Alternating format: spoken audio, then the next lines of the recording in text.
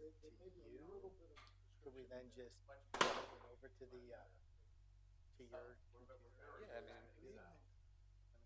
we did have this. I'm not used We to had the being in city PowerPoint. council with less than Oh, 100 we did. people. Yeah. I mean, this room. Without that. Oh, yeah, that's right. But yeah, you know what? That it might happen after that with the sale. I could probably just PowerPoint was on here, right? All right, so I could just use this as a reference. Yeah. Let's do it that way. And where the headache is gone. Thank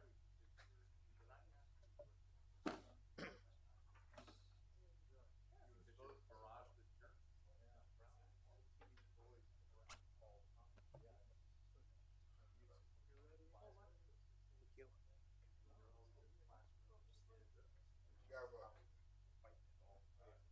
We have a celebrity in the house. How you doing? I'm doing good. Real good. Cool.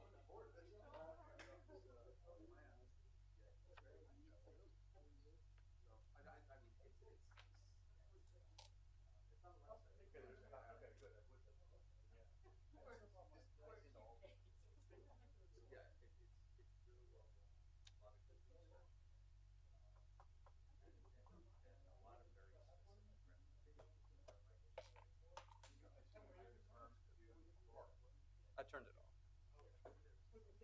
So when you're ready, open that slideshow.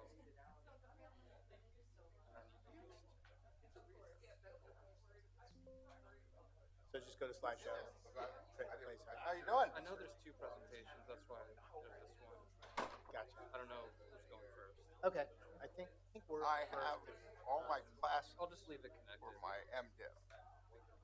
I You don't just have have to. to do If this what is they red, call you intern. can just leave it. I'll just leave it. Yeah. Okay. So All right. So I'm not worried about serve at anything. the church. I've already been doing it for a year and a half. Yeah. Well, I'm up in Hanging in the Poconos. Good. Did you get that email I sent you about that resident? I'm sorry. Did you talk to him? Oh yeah. That's right. I'm in that category. I can say I I don't don't know like what this. he I'm thinks done. that he said he already talked to the police. But he's, As a matter of fact, saying things like, probably "Hey, if that happens, tomorrow night I'll be picking up another deal. Try to avoid doing that. Mhm. I was going to copy the chief in there, Well, but Sunday mornings they've arranged so that their services are a half an hour when he apart, got back, and it's a 10-minute drive. So I finish at one, I drive to the other, conduct the service to the other. yeah. I But mean, I don't know. then during the week, I kind of do alternate days at church. Yeah. Oh yeah. I do I cannot do I weddings, get it. Some of these but I can do people, everything they else. just complain about everything. I- But when somebody said the kids were trying to pull the air What's that? conditioner on, Yeah, well, we have a program called the Licensed Lay Minister, and what happens is our bishop in broad daylight. grants me special dispensation to do the sacrament things, and basically anything else, at the church except weddings, Yeah. The lay of the land. because it's the state. The state says you have to be ordained, Mm-hmm. and so it falls in that category. Yeah. Oh yeah. If I were, yeah. But I just in the role that I'm in right now, I can't do it. But my wife's there, Bob Weber's there. I can supply people that can do weddings. The other one. Well, So, he claims they also have footage from, because he said they have security cameras all over their property, and he said they didn't seem to be interested in because so you can see on there who it is. It's the same kids all the time. So.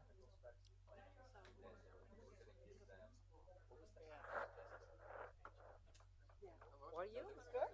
Hello, how are you? Oh, pleasure to meet you. All right. Mark, how are you? We're gonna get you a little bit updated.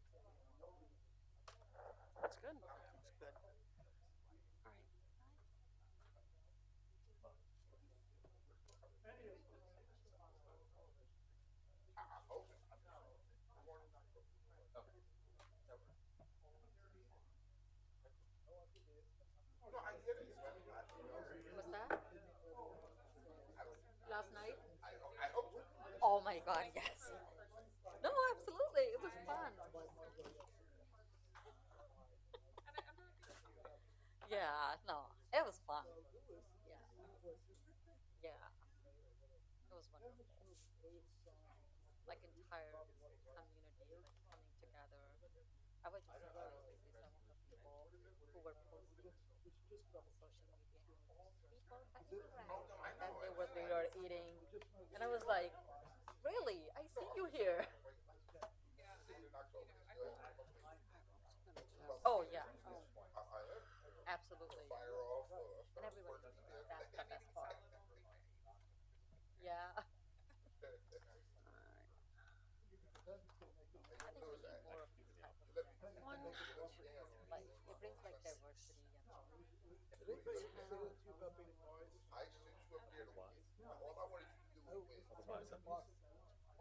Numbers and how traffic. Honestly, no idea. He just deleted me. So And, yeah, I don't and need this. putting it back That's in true. and spelling it, realize it's That's so wise. true. It's the name. oh my God, look at the size of this So spider. these wise. You ever see the Eastern European names in general? Oh, it's all consonants. There's no vowel in there. The Y counts as a vowel. You're welcome. It's a nice, healthy, healthy spider. I'm not there to win. I'm there to support. Did Frank. anybody come on? And you cut out in the last minute. They were counting on you. Attention, please. Did anybody sign on while I was gone? Excuse me.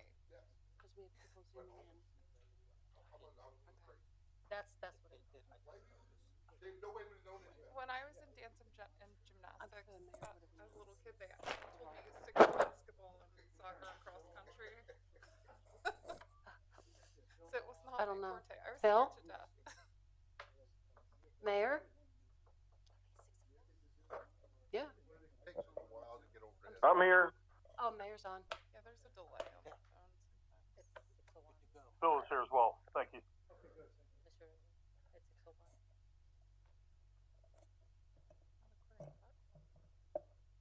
Phil, before we begin, I have legal counsel regarding one of the topics on the agenda. I just want to say that he's on the line. So when that issue comes up under old business, I will discuss it and introduce Phil. It has to do with the Service Electric franchise agreement. There's usually some questions on it. Okay. Okay, guys. Phil said yes, he's on. I heard him, and then the mayor's on too. So it's 6. It's almost 6 o'clock.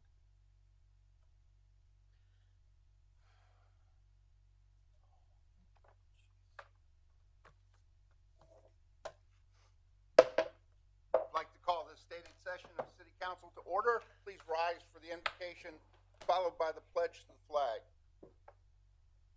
Creator of all, we thank you for the opportunity to serve the people of Easton, and to serve you. We ask that you provide the members of this council with wisdom and compassion as we address the needs of the city. We also ask that you provide to all in the city your comfort and care. Be with us now and always. Amen. Amen. I pledge Amen. allegiance to the flag of the United States of America and to the republic for which it stands, one nation, Stands under God, one nation under God, justice for all. Roll call, please. Yes. Mr. Ettinger? Here. Mr. Pinnabone? Here. Mrs. Rose? Here. Dr. Ruggles? Here. Ms. Sultana? Here. Mayor Panto? Here. Mr. Brown? Mr. Brown is on vacation, so. Motion to approve the agenda, please. So moved. Second. Moved and seconded. Roll call, please. Mr. Ettinger? Aye. Mr. Pinnabone? Aye. Mrs. Rose? Aye. Dr. Ruggles? Aye. Ms. Sultana? Aye. Mayor Panto? Aye.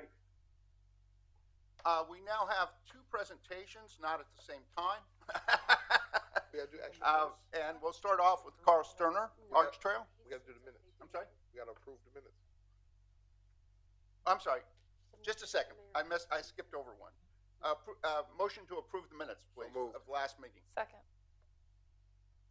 Moved and seconded. Roll call, please. Mr. Pinnabone? Aye. Mrs. Rose? Aye. Dr. Ruggles? Aye. Ms. Sultana? Aye. Mayor Panto? Aye. Mr. Ettinger? Aye. Now you're up. Well, thank you, City Council, for allowing the Arts Trail to come and present tonight. Thank you so much. I know some of you for many years, so it's great to see you again. And I want to just recognize that we have a few board members here tonight. Dave Hopkins, Chad Helmer, and Mitch Kookai are here, and former member Amy Bakdoro is here. So thank you for giving us the time to present, and hopefully I get this right. Maybe I'll need some help here to get me to the presentation. Help's coming. There we go. All right, do we see that? No. I did? Okay. I knew I would do that. Please run the channel, auto scan. All right. You got it? Dustin. Excellent. Dustin. Uh, Come here a second, please. So I'll introduce myself again. I'm Jim Toya. I am the Executive Director of the Carl Sterner Arts Trail. We call it KSAT for short. KSAT Incorporated is a 501c3 nonprofit organization formed in 2016 for the purpose of curating artworks and conducting arts and community related programming along the Carl Sterner Arts Trail, which now sees approximately 150,000 users per year. We are a 1 3/4 mile trail that tracks from Don Juan's restaurant on North 3rd Street, following the Bushkill Creek to Silk and 13th Street.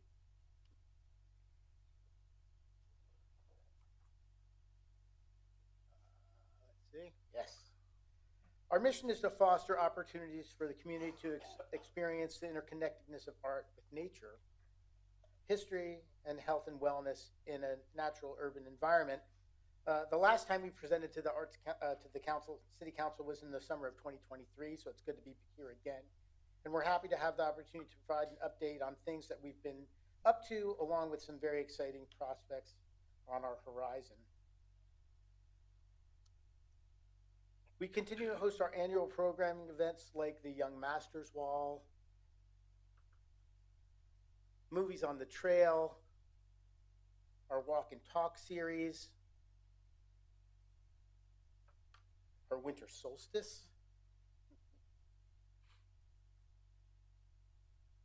and the Artful Dash 5K, which is coming up in 2 weeks on October 12th. I hope you're all going to be there and running in your gear. Or walking, yeah. This engagement resulted in the, I'm sorry, jump ahead of myself. In the summer of 2024, we were very happy to welcome world-renowned artist Jakaya Booker as our 2024 Artist in Residence. And this piece, which is called this sculpture, monumental sculpture, No More Milk and Cookies, which has been viewed in a number of world-renowned institutions, including Storm King Art Center in Mountainville, New York. When I walked by that, I said, "Oh, I don't want to touch that. There's so many sharp points on it." You probably don't want to touch it. But luckily, we haven't had any complaints about that so far. This year, we're in the midst of a 2-year project known as Poetry in the Wild, where we bring poetry off the page and into public spaces in our physical world. We're presenting the works of established and up-and-coming poets and scheduling various events along the KSAT and at partnering community locations like the Easton Farmers Market, Porch Fest this coming weekend, Easton Public Market, and more. This year's Artist in Residence for Poetry in the Wild is musician and educator poet Yolanda Wisher, who was Poet Laureate of Philadelphia for 2016 and 17, and currently serves as chair of the Philadelphia Poet Laureate Governing Committee. Yolanda will be performing a blend of poetry and song along the trail on October 5th. So I hope you can join us then. With her band Yolanda Wisher and the Afro Eaters, and she is coordinating with us to plan additional poetry-related community projects for the fall and winter of 2025-26. For the year 2026, we are very excited to have poet and essayist Ross Gay, who won the National Book Critics Circles Award for Poetry and has been a finalist for the National Book Award for Poetry. We look forward to announcing details on his project along the trail in the upcoming months.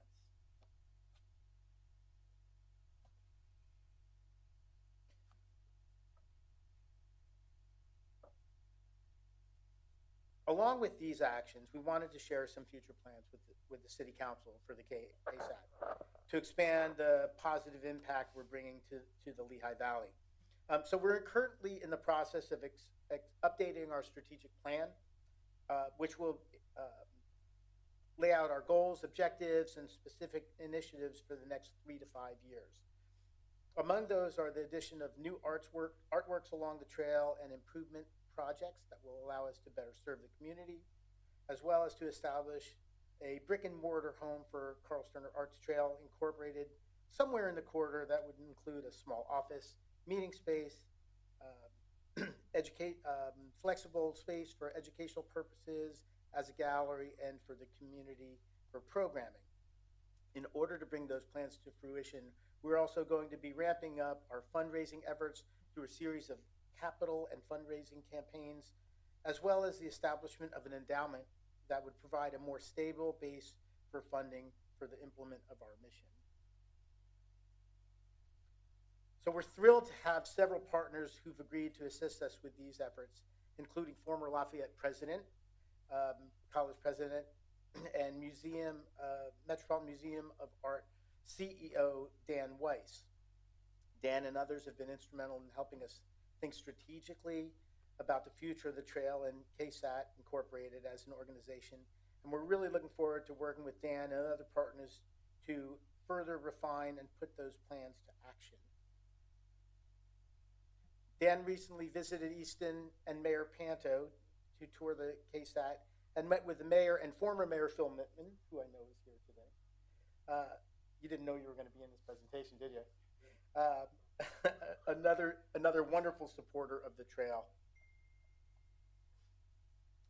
We can't thank the city enough for its continued support for the KSAT, in particular Mayor Panto, City Council, and the dedicated public works staff who maintain the trail as a part of the city's public park system. The city administration and city council has always been exceptionally supportive of our mission, and we hope and trust that you will continue to support our efforts and growth as we continue to help make the city an exemplary leader in making art and intricate fabric that enhances our civic pride and enriches our community. We thank you so much for the opportunity to update you on our efforts, and we look forward to returning in the upcoming year with more details about our continued partnership with the city. I want to keep this brief, so I'm done, but if there are any questions, I'm happy to entertain them while I'm here. No questions. I just would say a comment. I just wanted to thank you, the board, and all the volunteers for everything that you do. Such thoughtful event planning and programming. And I know, no matter who I talk to who lives throughout the city, or also even visitors who've been able to visit the trail, that I get to chat up once in a while. It's such a special place in the city, and I think it really serves as a connector between the neighborhoods and a safe passageway for bikers, riders, and cyclists, and the artwork and everything too. It's so cool walking along or running along and even seeing the fly fishermen and all the artwork. But I don't want to ramble too much, but just thank everybody for all of their efforts. It's appreciated and valued in the city. Thank you. Thank you, Ms. Rose. I appreciate that very much. Thank you all for your time. Thank you. I do want to add one thing. I've walked on that trail many times, and I've also walked on the trail out in Palmer/Forks, and what a difference! It really is. I mean, having the art along the trail makes it totally different than, just those two, and they're not different in location much, but it really is something that's special, and as you walk along it, to me it's much more enjoyable than walking on the other trail. Thank you. It's very gratifying to me to hear you speak of those aspects, and to walk the trail on a regular basis and see how we serve both the West Ward and Silk and College Hill and downtown, and the people passing through from Silk to downtown. It's really a safe corridor that people really get to enjoy, and every walk of life is there. So I appreciate it, and it's a labor of love for me. So thanks for your time. Thank you. Thank you.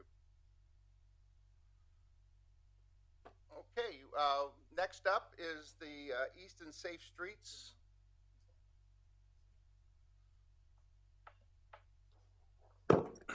I just want to take a second to go through the process a little bit.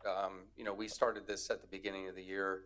The purpose of Safe Streets for All, it's a federal program that's supposed to improve vehicle and pedestrian safety.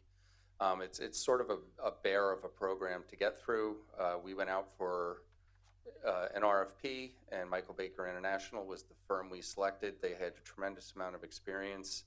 I think they did 14 plans before ours, and we liked that experience to get us through the process. So we had a tremendous amount of public outreach, we had focus groups, and we also had a committee on which Councilwoman Rose served. And so I'd like to recognize all those committee members for attending the meetings and giving us their input. And we're happy that we now have a final plan, which we will definitely be using for implementation dollars. I think we're going to do very well. I think the plan turned out great. It was posted to the website today, and I'm happy to be able to present City Council with an overview of the plan. With us tonight is Chris Stanford from Michael Baker, and I'll let you take it from here. Dustin, is it on the desktop? In what? Oh, Edge. I'm sorry, I didn't hear you. There we go. Take it away. Oops. Already clicked it up. No?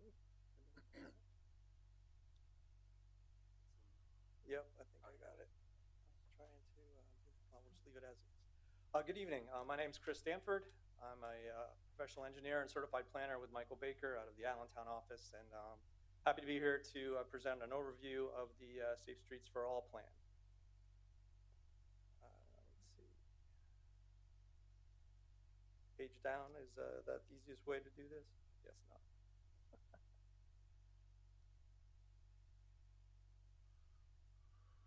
Do this. So today I'm just going to give you a big picture overview of the process. We'll talk about the planning components. We'll give you some examples of the improvement plans, and then we'll talk about next steps with the SS4A plan. So the big picture. As Dave mentioned, this was a program that was started as part of the bipartisan infrastructure law, and the goal really is to prevent roadway deaths and serious injuries in our country, with the goal of bringing deaths and serious injuries down to zero using a safe systems approach. There are actually two grant programs, two different types of grants with the SS4A plan. There's the planning and demonstration grant. That's what we used for this particular project. And then there's implementation. So you're basically required to do an action plan before you can actually request the implementation funding. So we've put the city in a good place now. Then they're eligible to request funds for implementation, for design and construction of the things recommended. So a little bit about the safe system approach. Traditionally, the philosophy was that transportation was a dangerous business, and we basically just had to accept that there were going to be deaths and there would be injuries as part of transportation. Obviously, that's not what the case is anymore. We want to change the philosophy related to transportation. We want people to understand that serious injuries and deaths are not acceptable, that we have the power and the ability and the tools to make our transportation system safe. But we also want to design it in a way that understands that people are not perfect, and people are vulnerable, especially to higher speeds. And it's a shared responsibility across everyone who uses this system, whether you're a driver, a walker, someone in a wheelchair, a bicyclist, anyone who's out in our street network, they should have the right to have a safe environment and a safe experience. And the safe system approach is a multi-layered approach. As you know, cars are getting safer. We have seatbelts, we have airbags, and other safety improvements in the vehicles themselves. But at the same time, we want to bring the transportation system into a place where the system actually and the roadways actually encourage people to drive at safe speeds, the way we want them to drive. We also want to improve the roadways themselves from as far as guide rail, geometry, other safety improvements, make the roads as safe as possible through engineering. But we also want to look at those locations where we know we have hotspots of crashes, where things happen over and over again. We want to address those and solve those issues permanently. And lastly, through education and other aspects, we want all the users to use the system safely and have a safe experience. So that's all those layers combined are going to lead us to a safe systems approach for our transportation network. So again, some of the goals with this particular plan was to develop a comprehensive action plan that addresses all parts of the city, all neighborhoods. We're incorporating findings from past work that's been done, including the recent active transportation plan, focusing on safety for bicyclists and pedestrians, as well as all users of the system. And then again, set up the system, set up the city to be in a really good place to request and compete for implementation funding so we can move into design and construction with a lot of these important projects. So what did this include? This planning process really, as Dave mentioned, was a robust community outreach program. We did online outreach through social media and websites in a multilingual approach. We also had an online survey using a tool called Wikimaps, which was a geographic survey tool, so people actually could locate issues or locate places on in the city where they know there are safety issues. Also use that tool to do a general survey to request information from folks about their use and their experience on the transportation network in the city. As Dave mentioned, we set up a wide-ranging stakeholder engagement committee. Had numerous meetings with folks from PennDOT, from Lanta, from other stakeholders within the city, Public Works, and other folks in the community to get all the perspectives that would be valuable for a good safety action plan. And then lastly, we went out to the community to events that already were happening here in the city, and we have put up a tent and asked people to give us their input as part of activities like the farmers market. So trying to get a wide range of perspectives and reach people where they are and get some input that would be valuable for the plan. But obviously we need to dive into the data. So we did a deep analysis of the safety data and the crash data from years 2020 to 2024. And there are over 1,100 crashes in the city in that time period, with 500 of those crashes, 523 resulting in injury, 29 were serious injuries, and we actually had 4 fatalities. So it's having an understanding of the crash information is one of the more major steps in this process. So understanding what types of crashes are happening, why they're happening, where they're happening, all helps us design solutions for all the particular issues that we have out there. So for example, we wanted to understand, were these crashes happening on state roads in the city or more city-owned or local roads? So we actually determined that about 64% of the crashes that were happening, the high injury crashes, those serious injury and fatality crashes, 64% were happening on state roads and 36 were happening on local roads. And we also want to understand, in detail, where were they happening? Are they happening at intersections or other mid-block locations? And it actually turned out it was about 50-50. 52% were happening at intersections, and 48 were happening between intersections at those mid-block locations. We also even looked into even more detail. What are these accidents? What are these crashes happening? Daytime, nighttime, dawn, dusk. And it turns out that 65% were happening during the day, and 24 were happening at night, but on the streets that actually had streetlights. And then we had about 12% that were happening at the edges at dawn and dusk. So this is the type of data that we were gathering to inform our analysis. So obviously we know we have limited resources, limited funding for these parts of projects. So we wanted to focus on the small amount of basically the roadways that would basically give us the biggest bang for our buck. If we're going to make investments and improvements, we have to focus our funding and we focus our projects. So we really wanted to look on those, where are the majority of the crashes happening and focus our efforts there. So believe it or not, if we focus on, there's 93 miles of roadways within the city of Easton.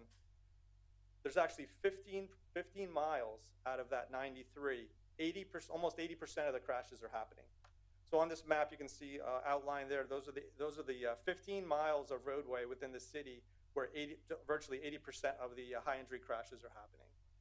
So again, so we're trying to focus our resources and our planning on the areas where we can have the biggest positive impact. And this is what we call the high injury network. So we're going to focus on these corridors and these intersections first and try to have the biggest positive impact we can. So as you can see from this map, these are the corridors. There were 11 different corridors that we're going to focus on in the plan, and there were 15 specific intersections that were involved with this 79% of the crashes, the high injury crashes that were involved in the city in that time period. So what we did, for example, is look at corridors like the Larry Holmes Drive. It carries about 12,000 vehicles a day. The two of the high injury crashes there and two pedestrian bike crashes were involved in that corridor. And some of the factors, a lot of the factors there were related to aggressive driving. And we had 29 comments from our survey and outreach related to Larry Holmes Drive. So we're looking at particular corridor-wide improvements and then focusing in on intersection improvements as well.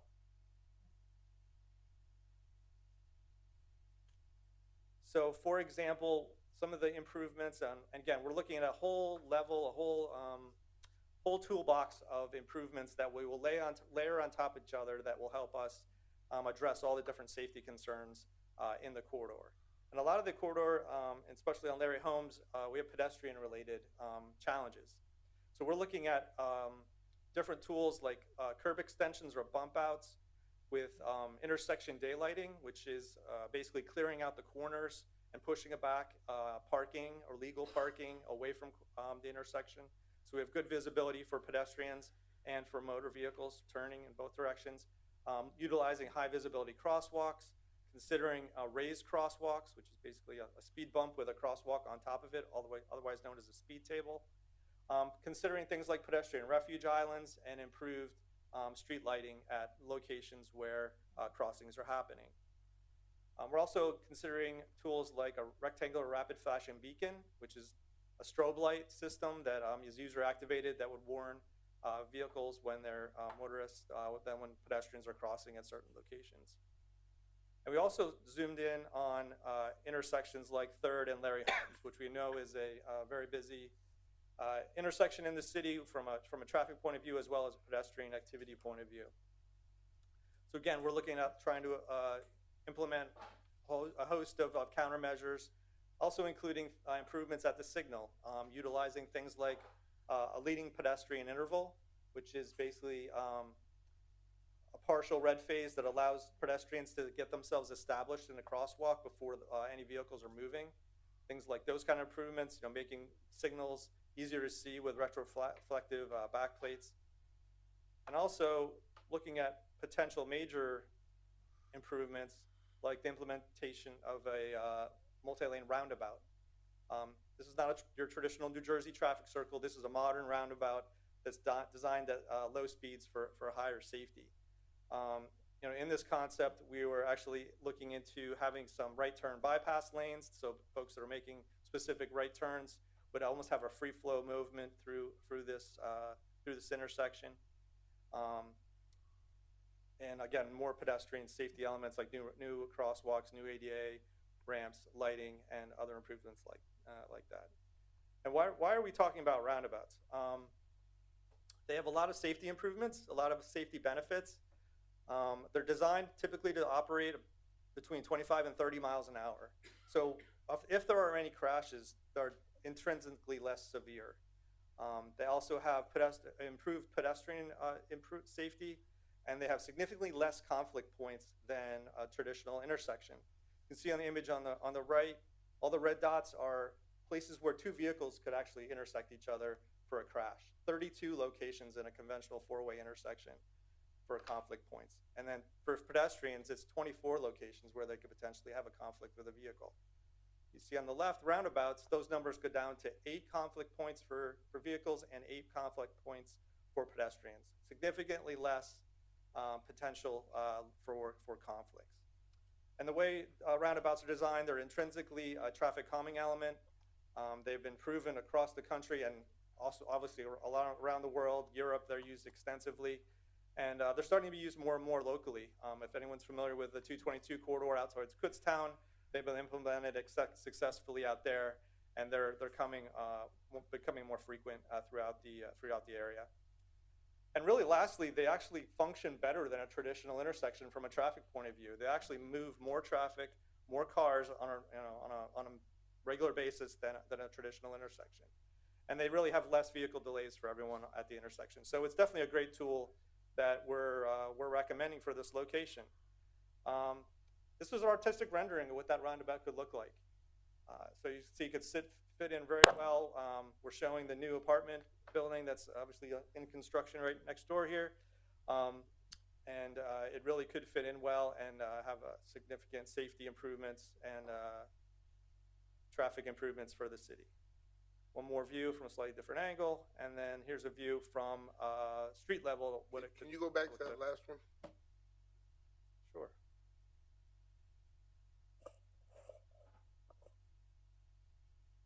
Thank you. Oh, sure. Your estimate of pedestrian interactions only had one lane for the roundabout, and I see here 2 lanes. Yes. And so that would double the amount of potential pedestrian accidents that you reported, wouldn't it? Good point. Okay. Good point. The advantage for roundabouts with pedestrians in this configuration is you have a splitter island in the middle on each approach, which is a refuge, and you also only have to pay attention in one direction of traffic. So you're looking to if you're on that island, you're looking to the right, and there's only one direction of traffic you have to pay attention to. So that's sort of an advantage, for safety. Yep, good point, Dr. Ruggles. So moving on to another example of the other corridors that we considered. The next one I'd like to talk about is Old Philadelphia Road. Also carries high levels of traffic, to and from Route 78 main corridor there, over 12,000. Another two high injury crashes and 2 pedestrian bike crashes there.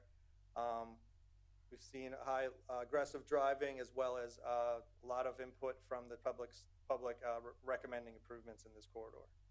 Just a quick question. Yes. Can you go a little up? Sure. The previous one. Yeah. So it says number of public concerns received on the survey 29, right?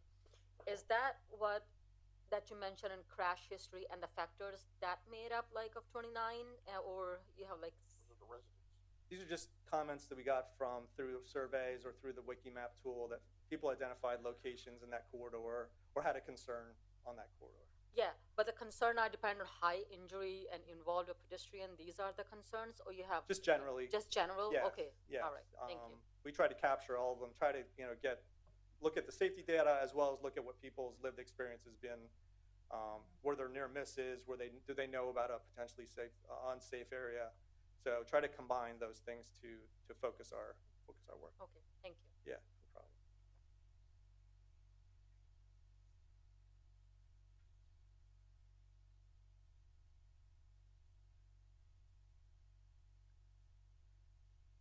So some of the challenges on the Philadelphia Road corridor, as we all know, challenging intersection locations and configurations. A lot of the intersections have 5 and 6 legs, which is kind of unusual, and a lot of the intersections have all these skewed angled roadways, which is obviously not conventional and not what people are expecting when they're driving. So again, a lot of the similar traffic calming improvements that we're considering, curb extensions, high visibility, crosswalks, and improved lighting, daylighting at the intersections, LPIs, as well as rapid flashing beacons are some of the improvements.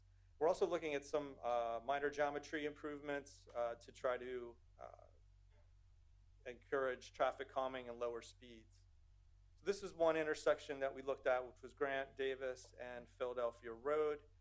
The roadway is very wide in a lot of locations, which encourage higher speeds. And again, the skewed configurations make pedestrian crossings very long, and also again make the vehicles have to make unusual movements sometimes. So again, we're looking at the idea of potentially doing some curb extensions, improved ADA ramps, enhanced pavement markings, and considering rapid flashing beacons to enhance the safety at intersections like this one. Excuse me, back to that slide you were just at. Yes. Dave, I think we talked about Philadelphia Road recently.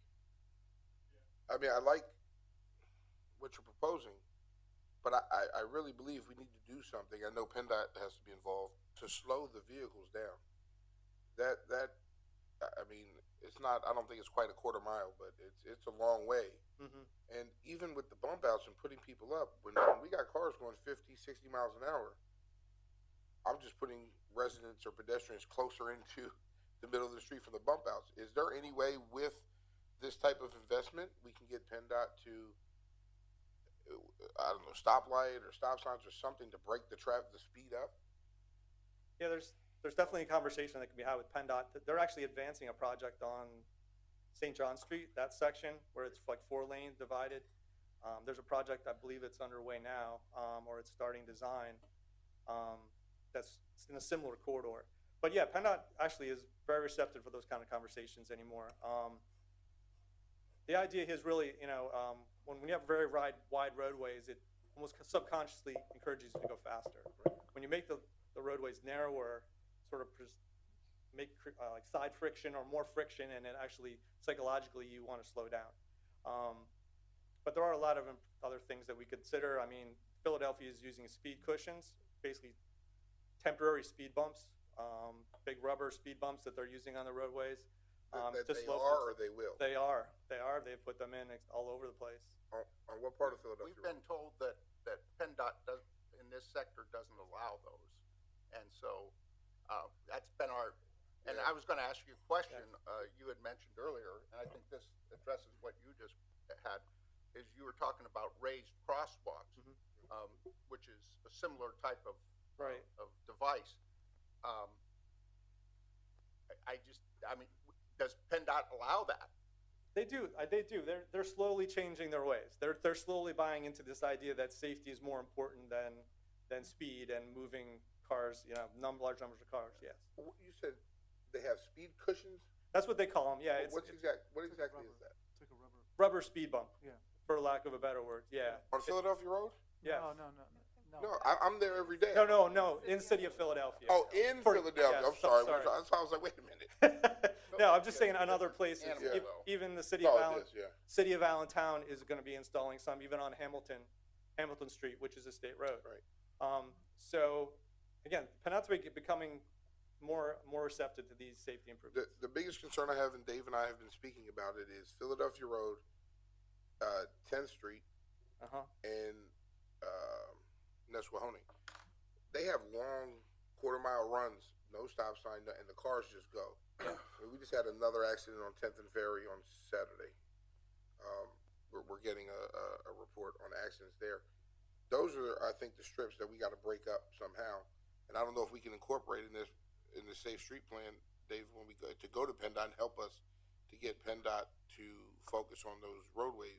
The thing that always trips us up is warrant stop signs. Right. And they tell you right up front that should not install a stop sign for speed. Right. Right. Correct. So the side street traffic is really what kind of, and the pedestrians helps you get a stop sign in. Most of these side streets don't come in. I agree with you. I was just wondering if there was a way to incorporate it with this program to help to get them to pass other things if we can incorporate them. Yeah, may I ask a question which I'm afraid I think I know the answer already. We're not able to put in, I just came back from a family visit in Brooklyn, and where in New York City it's 25 miles per hour, and it is enforced very well by speed cameras everywhere. We're not allowed to do speed cameras. I mean, the problem in New York, by the way, is the bicycles are going 35 to 40 miles an hour in and out of the lane, so, you know, you sort of got that hazard. But is there any, I mean, it would seem to me that that would be a very quick way to control. Yeah, there are some recommendations. I wish speed cameras could be implemented all over the place. Again, Philadelphia, for example, they Roosevelt Boulevard, they've done extensive, you know, use of speed cameras, and they've done a lot of studies there, and the crashes and the speeds are reduced like 90%. So we're why getting, are they able to do it? Because they're It's- a first class? well, they passed Yeah. special legislation. Wow. That's unfortunately, By city. They can do it. Yeah. but they had to get special approval Yeah. from you know, Harrisburg. So that happened. Then they got a few more roads approved recently, and then again, I think it's going to be a slow progression. But the more places that are successful using it, the better you know, the better chance. To answer your question, to go back to your question about what we can do, one of the great things they have in this program and the Safe Streets for All is they have a demonstration grant program, where you can say, you know what, we want to try something temporarily to see if it will work. Like example, speed cushions. So you can request a certain, you know, say not giant amounts of money, but say a few $100,000 to try it out on certain roadways. City of Allentown got $384,000 to implement speed cushions along certain roadways around their schools and parks. So they're moving forward with getting them installed now. So they're buying them directly from a fabricator, and they're installing them with Public Works, you know, Public Works staff to make it very cost effective. So something like that might be a good way to go. If the city is interested in certain locations, again, the good thing is you're not permanently building something, right? You can try it out, see if it works, and if it does work, then you go, all right, this is something we want to do permanently. So. Correct. Yeah. So it's open again. Since you already have an action plan, you're eligible to go for that money. It's a small amount of folks who've actually done and completed an action plan. So good opportunity for the city to do something like that. I would love to see that tested out in the city because I mean, I mean, we all know the different roads throughout all the neighborhoods, and you know, in my neighborhood, Larry Holmes, the park's right there. I always see kids walking across the street. There's nothing worse, and I've seen this multiple times, than a woman with pushing a stroller and a dog or holding the hand of a little kid, and then the cars speed up and they're stranded in the middle of the street, and cars are hitting the pedestrian sign that's posted in the middle of the street, and it's flattened on the curb and with tire marks. I mean, we really have to start looking at some other options, and if there's anything we can collectively do to help push Harrisburg, or like, I'm all ears for it. Chris, and I think the intersection that Councilwoman Rose is talking about, which is Larry Holmes Drive and what is that? Second Spring Garden and Larry Holmes Drive. and Northampton are like probably and Third. Those are just horrible intersections. Well, on that, And Fourth. yeah, and any of those particular intersections, Yeah. the raised crosswalks, would that be eligible in addition, or is it just like a temporary structure, like the rubber? I mean, speed bumps. it could be a permanent solution, you know. Okay. That's a good solution because it's a twofold solution. It basically serves as a speed bump, slows vehicles down, but also makes a high visibility location for pedestrians. But that money that you had mentioned. Oh, the demonstration? The demonstration monies, like that is something that's removable because you're just testing it out. Right, that's Okay, the intent. so it's But not- then you go for the implementation. It's not a permanent structure, but I guess it would. That would accomplish the same thing then.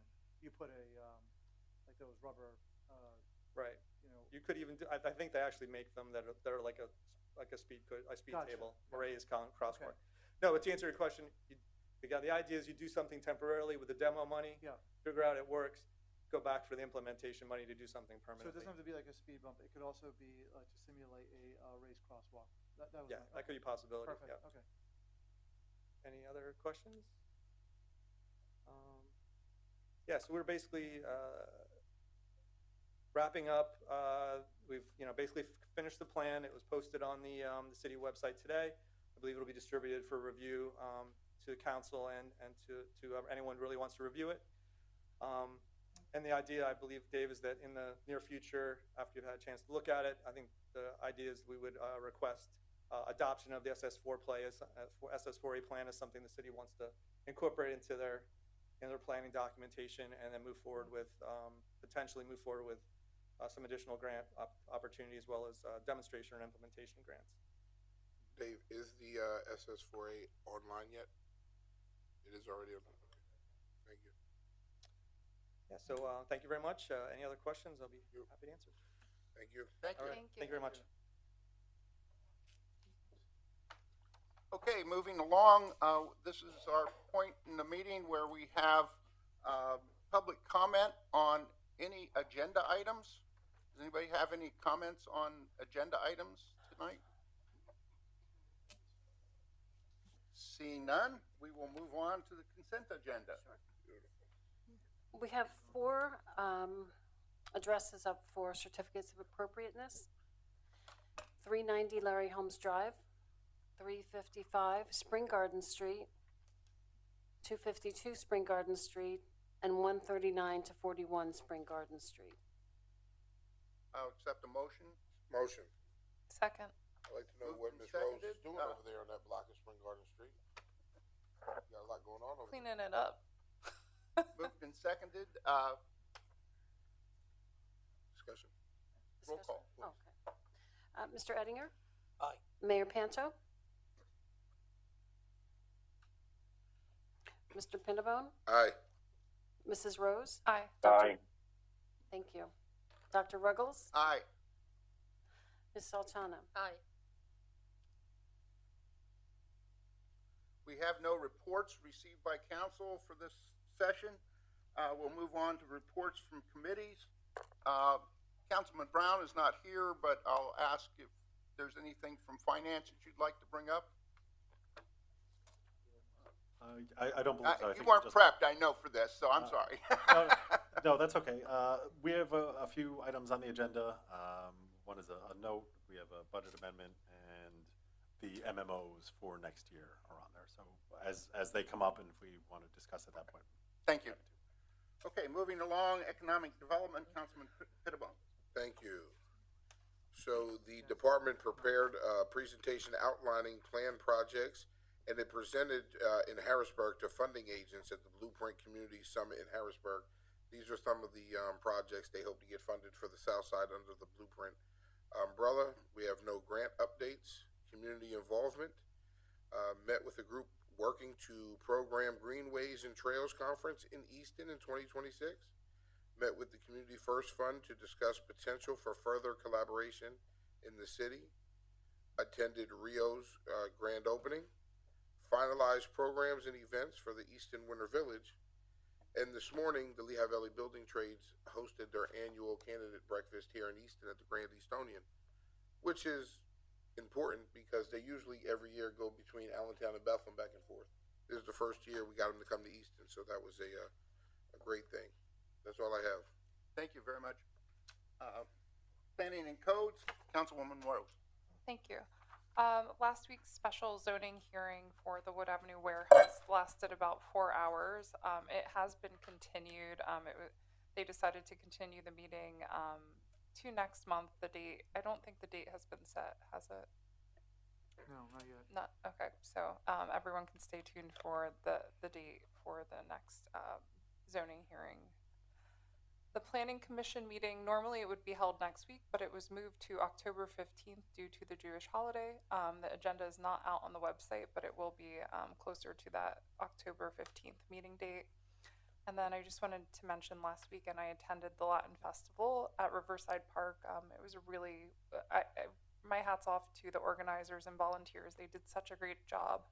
And I participated in the elected officials dance-off, and I wanted to thank Councilwoman Sultana, City Administrator Campos, Northampton County Controller Tara Zirinsky. It was a lot of fun. Everyone was such a good sport. Thank you for participating.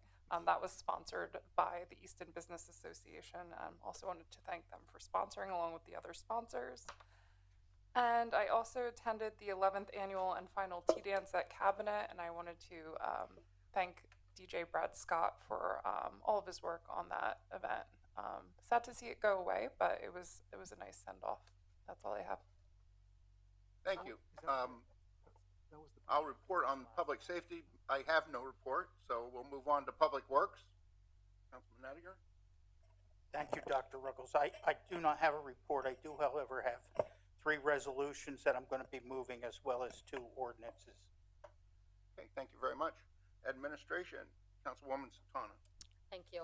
I have a bill under unfinished business, Bill number 73, an ordinance authorizing a cable franchise agreement with Services Electric Cable TV.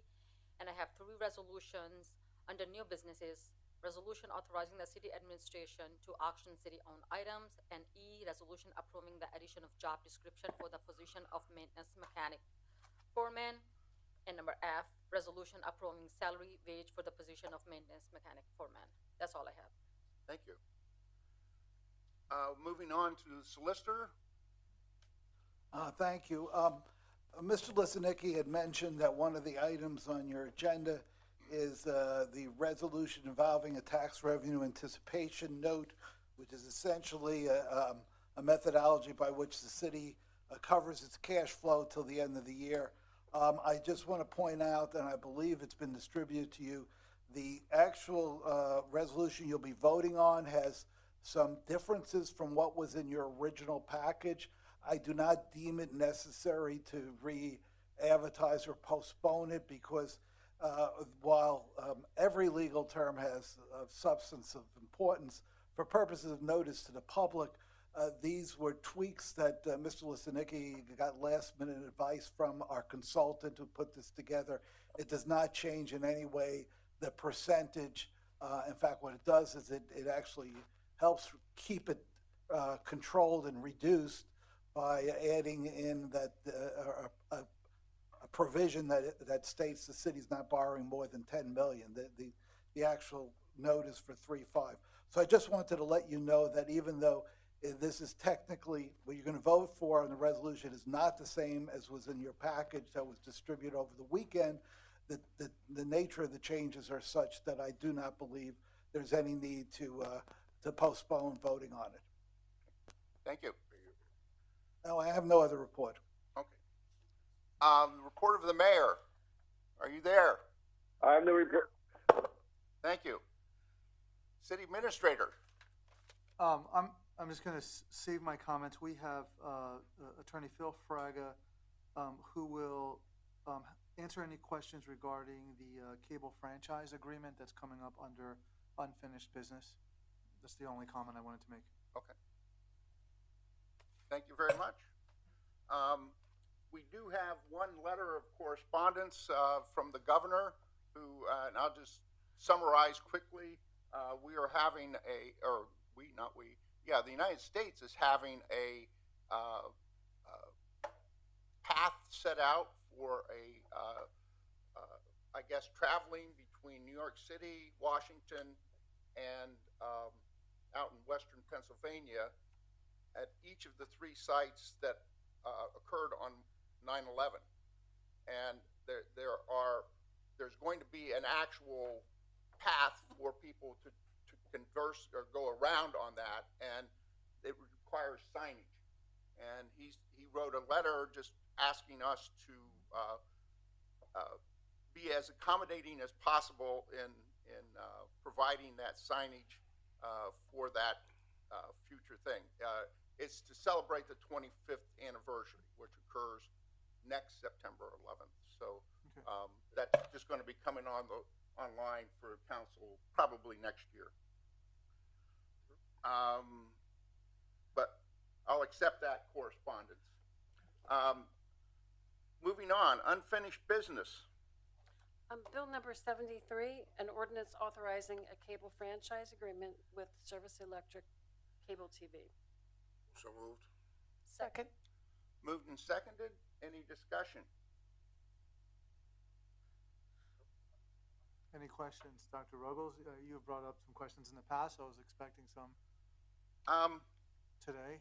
And he didn't ask you any. Well, so now I'm putting you on the spot. Just give me a second here. I lost my screen.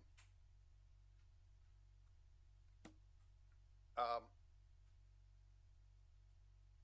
think this is the one where I had a question on.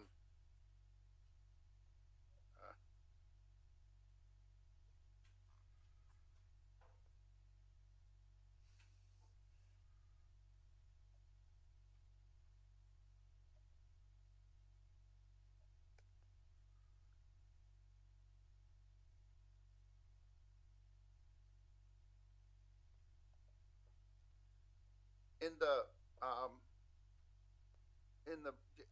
it's relatively minor, but, in the actual wording for,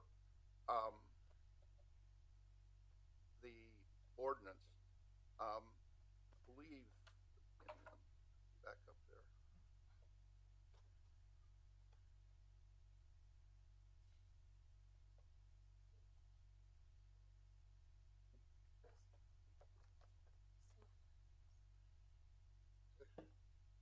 Dr. Ruggles. I'm sorry. Okay. Yeah, thanks. I didn't have it printed out. Where we get into the actual ordinance. This is not worth it, I think. No, sorry. Not this one. So we have a motion and a second. Any other discussion? I won't decide anymore. Well, since we're on, Phil, do you want to say anything? If not, I mean, obviously, there's no question, so. No, it's gonna pass in 2 seconds. Listen, it was part of our agreement. He was to be here to answer any questions, so might as well let him get a little shout out here in Eastern Pennsylvania. I appreciate, always happy, frankly, to keep our head down and mouth shut. We're happy to answer any questions if they come up, but I know you folks have a full agenda, so if there, and the audio was a little choppy there, I'm assuming it must have been for another matter possibly, but if there are any questions, I'm happy to answer them, otherwise, really nothing, on our end to report above and beyond what we've already provided you folks. So this was reviewed by outside counsel, who only reviews matters of cable franchise agreements. So they're specialized in that. This is we've used the Phil's firm more than once prior to myself being here. This is their specialty. The local cable franchise companies use their own counsel, so there's been a lot of coordinating back and forth. If you have any specific questions afterwards, send them to me and I'll send them to Phil. I'll move it along. Just trying to. Great, thank you. Oh, very thorough. Thank you, Louis. Yep. Roll call. Okay. You ready? Mr. Ettinger? Aye. Mayor Panto? Aye. Mr. Pinnabone? Aye. Mrs. Rose? Aye. Dr. Ruggles? Aye. Ms. Sultana? Aye. Great job, Louis. Okay, moving on to new business, we have a resolution starting off with auction items. Sure. A resolution authorizing city administration to auction city-owned items. So moved. Second.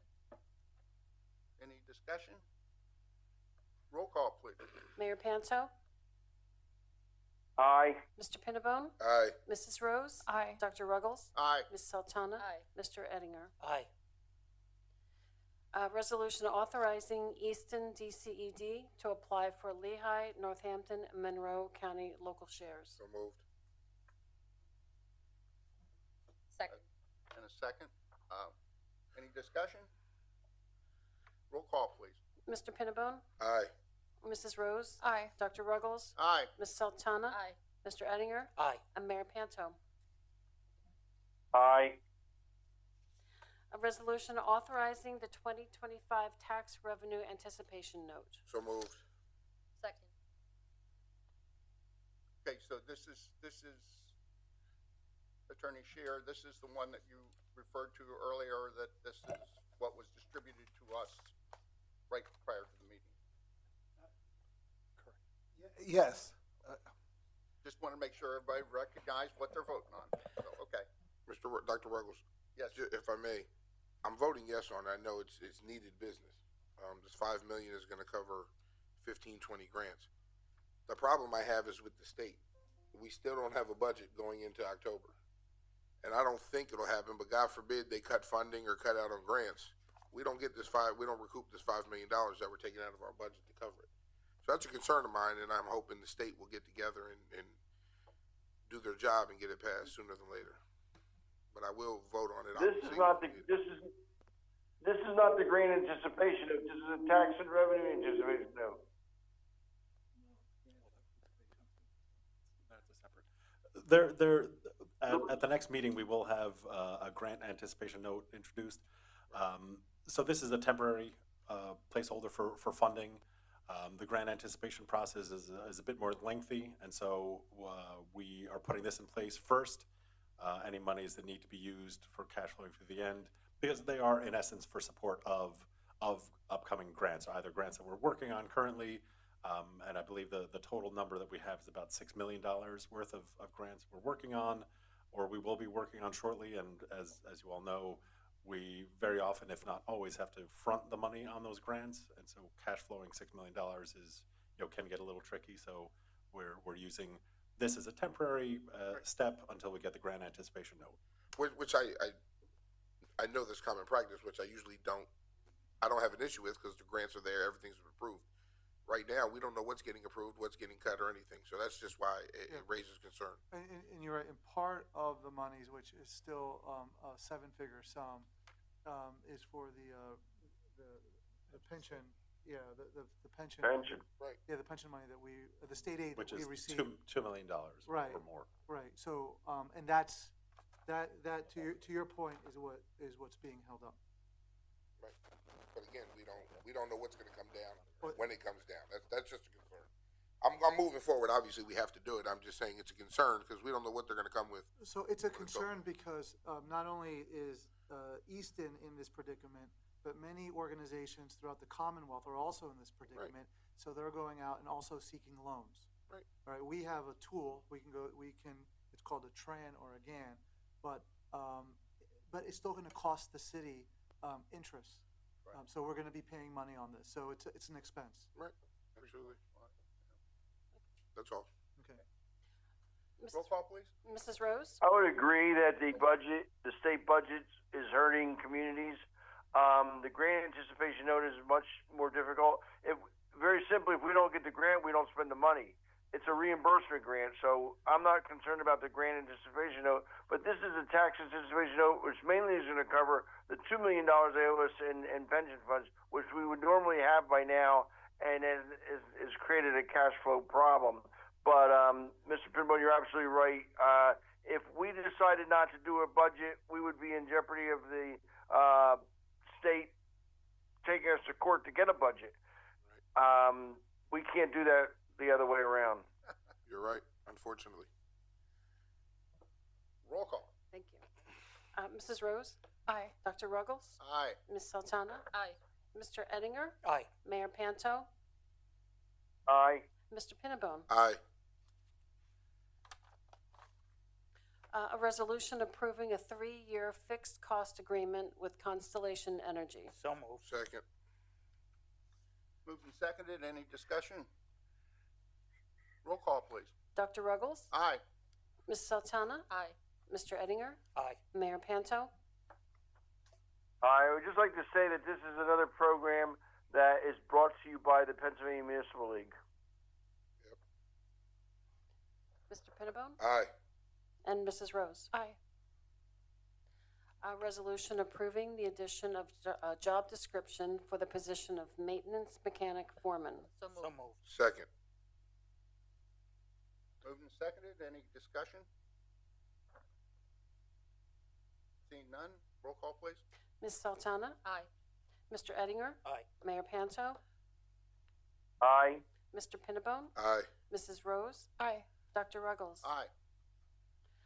A resolution approving the salary and wage for the position of maintenance mechanic foreman. So moved. Second. Move. Second. Do I hear a second? I'm sorry, I seconded. Oh, yeah, I didn't hear you. I'm sorry. Okay, moved and seconded. Any discussion? Seeing none, roll call, please. Mr. Ettinger? Aye. Mayor Panto? Aye. Mr. Pinnabone? Aye. Mrs. Rose? Aye. Dr. Ruggles? Aye. Ms. Sultana? Aye. Resolution approving the 2026 minimum municipal obligation for PMRS managed pension funds. So moved. Second. I got a question. This is what happens if I have a little time and I can work with the numbers. I'm looking at this, and if I look at how much we're putting aside for the number of plan members times 220. If I divide that, I end up with 259, I believe it is, okay, employees. If I then take that 259 employees and divide it into the estimated W-2, the average salary is $33,000. I don't think that's possible. I mean, I don't even think we have anybody on the city that gets paid $33,000. Everybody's above that. So, I mean, if I take 259 and divide it into $8,523,633, I get 33,000, or approximately 33,000. This would be just for PMRS. I'm So sorry? it excludes fire and police. So that's, say, half of the population of the employees. So this is just the PMRS MMO. Right. That would cover AFSCME and the administrative staff. So 250 is basically the Yeah, whole city. The police are on another page. Correct. Right. And that's not, the $8 million doesn't represent their wages, or doesn't include their wages or firefighters' wages. No, but on this one page, Yep. just taking the data there and taking the 5,180 that it says that if I take the number of plan members times 20, I get 5,180. So if I divide that, that tells me that I had to have a number of 259 employees to get to that number. I have to multiply 259 times 20 to get to 5,180. So if I then take that 259 and divide it into the estimated, same page, estimated 2025 W-2s of $8,523,000, I get an average salary of $33,000. That's impossible. I see now where your point is. So that box, so box D on the calculation is actually provided by the state and by PMRS. So we don't input that. That's just the figure that's used. So I can try to get additional information on that, but that's basically what they've provided us. Okay, but I mean, to me, it sounds like they're working with some bad data. I mean, do we have, in PMRS, 259 employees? It just seems high to me, but I don't know. It may include actually, I'm sorry, active and retired. So I'll have to get that information. Okay.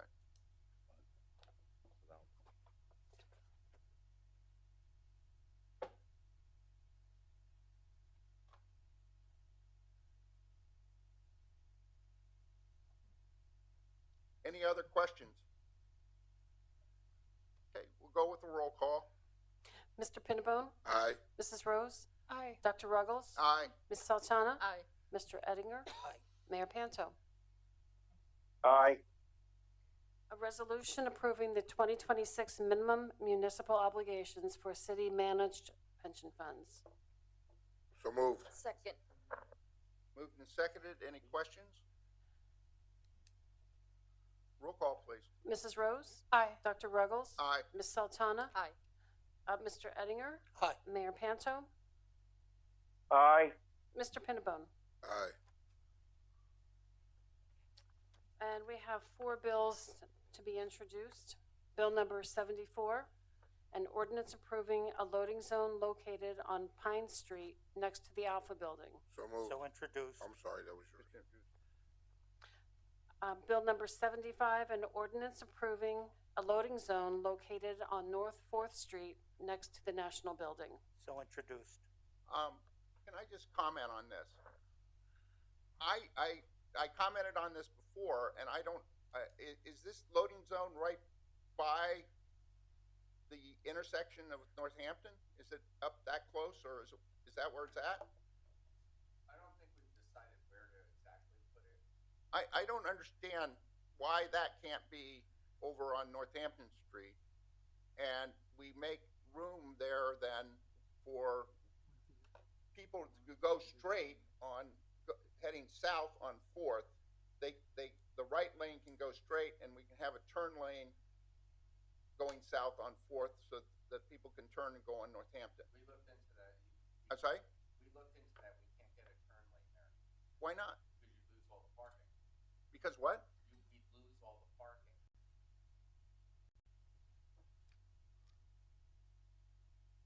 The turning bay would take up what is now the parking. Right, yeah, it would, but it would move cars through there. That intersection is horrible. I mean, it is really a bad intersection. And so if we sacrifice a couple parking spaces to allow, It would be all of them. Yeah. I don't think we're in a position to sacrifice any downtown. well, okay. Bill number 76, an ordinance amending the 2025 City of Easton General Fund budget. Introduce. Second. Introduce. Oh, yeah. Bill number 77, an ordinance amending the 2025 City of Easton Fund 253. Introduce. And that's what I have, that's all I have. Okay. We are now at the point where the public can comment on anything that they would like, say, considering the city. Artie.